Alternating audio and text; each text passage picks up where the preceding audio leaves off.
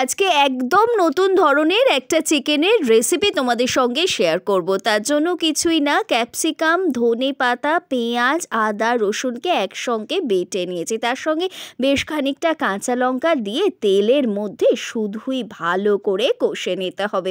ভালো করে কষা হয়ে গেলে দিয়ে দিয়েছি বেশ খানিকটা টক দই ফাটানো, আর এর মধ্যে দিয়ে দিয়েছিলাম বেশ কিছুটা কাঁচা লঙ্কা।